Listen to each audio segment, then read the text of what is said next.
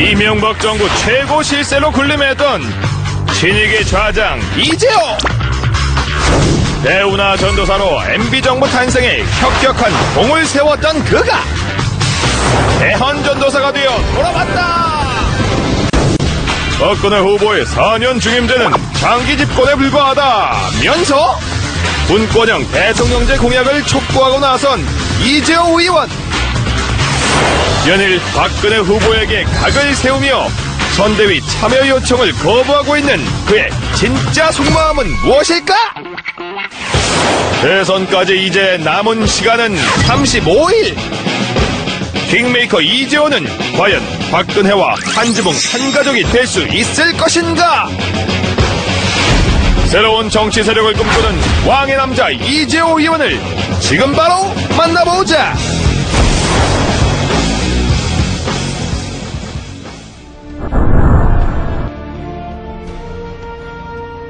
지금 대선 전국의 그 큰 국가적 이슈, 이게 없지 않습니까? 네. 이제 이명박 정부가 끝나면 과거 이제 군사 독재에서 문민정부로 끝나는 한 시기가, 그러니까 김영삼 대통령, 김대중 대통령, 노무현 대통령, 이명박 대통령. 그러면 한 20년이라는 한 이제 시대가 이제 가지 않습니까? 네. 문민화되고 난 다음에 그러면 여기에서부터 새로운 시대를 준비해야 되거든요. 네. 대선 후보들이 중요한 거는 한 시대를 마감하고 다음 시대로 넘어가는 국가적 큰 그림을 어떻게 그릴 것이냐. 네. 그것이 국가와 국민들에게 어떤 영향을 미칠 것이냐.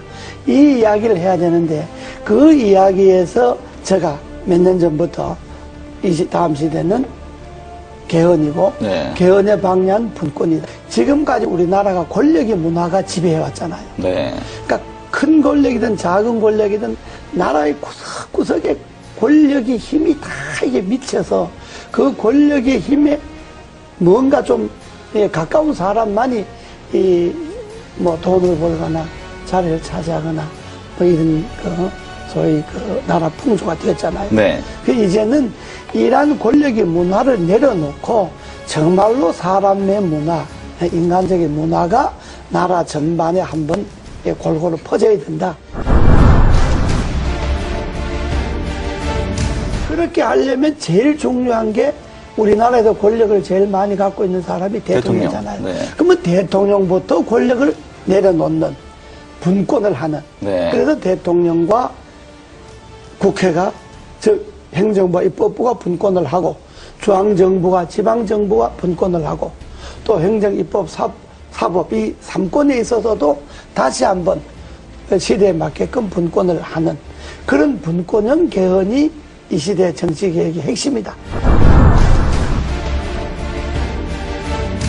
분권을 하다 보면 4년 갖고는 정책이 연관성이 없어질 수 있으니까 한번 중임하는 게 좋다는 거고 분권을 하지 않고 4년 중임하자고 하는 거는 임기 연장에 불과한 거죠. 네. 정권 연장하거나 잘못하면 장기 집권하겠다는 것밖에 안 되니까 네. 그건 지난날에 우리 역사가 말하잖아요.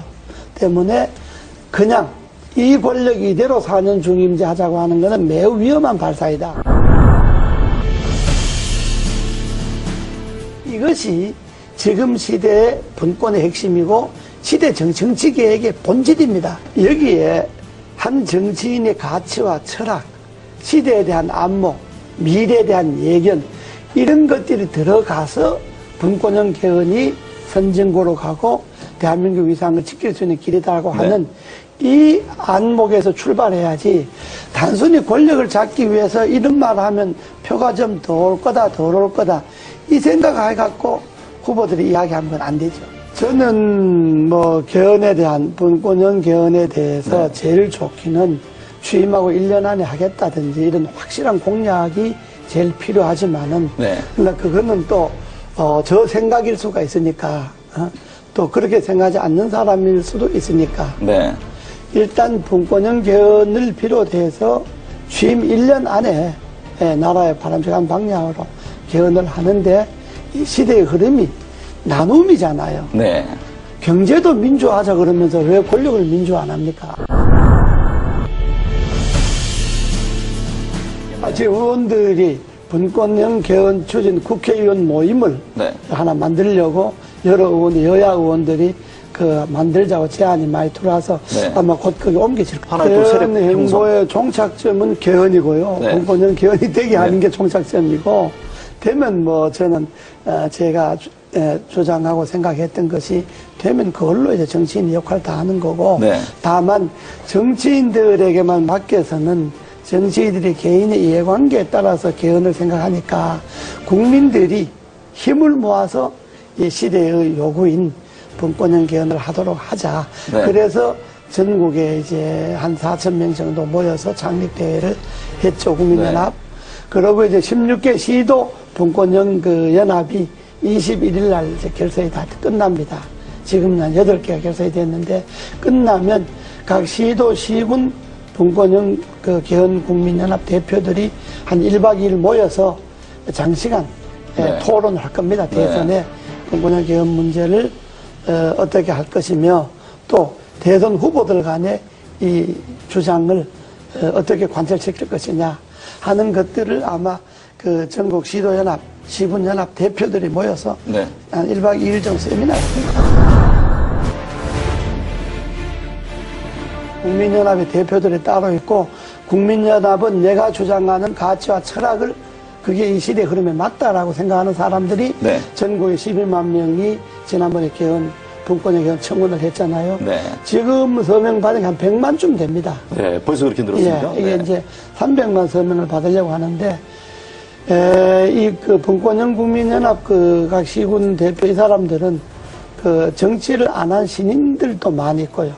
정치권에 있었던 사람들도 있고. 네. 그러니까 정말로, 이 분권이 맞다. 시대 흐름의 분권이 맞다라고 생각하는 일반 국민들이 참여를 해서 11만 명 쉽게 네. 발견해 서명해서 개헌 국회 청원 나오고. 그렇다면, 그 일반적인 그런 제야단체, 연합, 이런 정치단체가 아니고, 네. 하나의 가치를 두고 뭉친 그러니까요. 그런 시민들, 국민들 그러니까 정파를 모임이기 떠나서 때문에 가치 제안으로 하겠다는 거 그렇습니다. 아닙니까? 모임이기 때문에 그거는 지금 발기인으로 개헌 청원한 것만 해도 12만 명이고, 지금 거기에 가두 서명을 한 사람만 해도 100만 명이 100만 명. 넘으니까 아마 국민연합의 결정이 어느 정도 효과가 있을는지는 아직 모르겠습니다만은, 그러나 대선 전국에 간과해서는 안 될 거예요.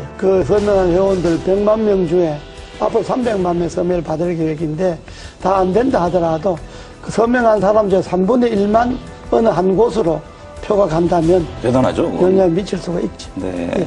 아직까지 이제 그 가치에 제일 중요한 게 분권형 개헌이잖아요. 네. 그러니까 분권형 개헌 전에 분권이라는 데한 인식. 그렇죠. 지금의 시대는 나눔의 시대다. 나누고 남을 배려하고 양보하고 이런 시대인데, 지금 권력을 잡겠다는 건 그것하고 역행하잖아요. 나눈 것도 독점하고 남을 배려하고 존중하는 것도 자기들에게 필요한 것만 배려가 존중이고, 쉽게 말하면 당 안에서는 대통합도 안 되고 당 안에서는 민주화도 안 되는데, 당 밖에 가서 대통합하고 민주화한다고 하면 그 진정성을 국민들이 어떻게 이해하겠느냐.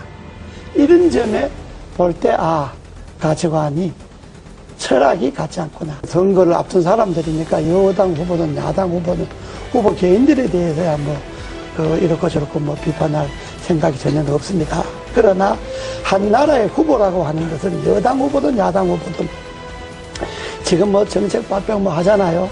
한마디로 그 후보들의 정책 발표주에 공허하게 진정성이 없는 게 검찰 개혁 같은 게 있잖아요. 네. 검찰 개혁, 우리 헌법에 보면, 헌법 12조인가에 보면요, 영장 청구를 검사만이 하게 되어 있습니다. 그렇죠. 이게 검찰이 기소 독점으로 이어지잖아요. 네. 이게 전 세계 우리나라밖에 없습니다. 그럼 이 헌법 조항을 그대로 두고 어떻게 검찰 개혁이 가능합니까? 영장은 수사를 할 수 있는 기관이 청구하도록 하고 발부는 법원에서 하도록 한다는 이 조항이 개헌되지 않고 그 개헌을 그대로 놔두고 어떻게 검찰 개혁을 할 수가 있겠습니까? 지방 분권이 문제잖아요. 네. 지방 분권도 지금 헌법에는 뭐가 되어 있느냐 그러면 지방자치단체는 선임하게 돼 있어요, 헌법에. 그 선출해서 임명한다는 이야기거든요. 선임하게 돼 있으니까 지방 분권이 안 되는 거예요. 네. 그러니까 헌법을 그대로 이 권력 중심에 제왕적 권력의 헌법을 그대로 두고 뭘 쇄신하겠다, 개혁하겠다 하니까 제가 볼 때는 그게 다 이게 잘못된 거다. 그래서 제가 언제 표현을 좀 과했습니다만은 알면 없고 축제에만 늘어났다는 그렇죠. 이야기가 정치개혁의 핵심인 개헌에 손을 안 대고 권력 분점에 손을 안 대고 그 헌법을 그대로 두고 거기에 가지만 책임 총리제나 정부 통령제도 그렇습니다. 현재 헌법을 그대로 두고 대통령이 총리를 임명하고 해임할 수 있는 권한을 갖고 있는데 어떻게 총리인데 권한이 갈 수가 있겠습니까? 한계가 있는 거죠. 저는 이번에 그 검찰 개혁에 있어서 핵심은 헌법에 소위 검사만이 영장을 기소 청구할 수 독점. 있다든지 네. 소위 기소 독점이 이거 없어져야 된다고 보는 그것이 핵심이다. 예, 헌법 안에서 검찰의 그 독점 권한이 없어지지 않는 한은 그건 뭐 어떤 계획도 될 수가 없고 말씀을 지금 들어보니까 예. 경찰과 뭐 검사 수사를 두고 경찰 다투잖아요. 네. 저는 검찰이 자기 식구가 부패와 부정이 있어서 수사를 경찰이 먼저 하겠다 그러면 경찰이 하는 걸 보고 경찰이 수사를 잘 못했다든지 기소를 하려고 경찰에서 넘어온 것을 조사해 보니까 부정한 게 많다든지 이럴 때 검찰이 나서서 조사한다면 옳은데 경찰이 조사한다는 건데 그걸 마치 뺏어가듯이 뺏어가서 검찰이 자기 식구 조사하겠다 그러면 국민들이 그다 자기 식구 지금까지 관행으로 봐서 검찰이 검사 조사한다는 것에 대해서 진정성을 믿겠습니까? 그러니까 그거는 경찰이 조사하는 건 경찰이 조사하도록 놔두고 네. 경찰 조사 결과가 미흡하다. 그러면 검찰이 손을 대야죠.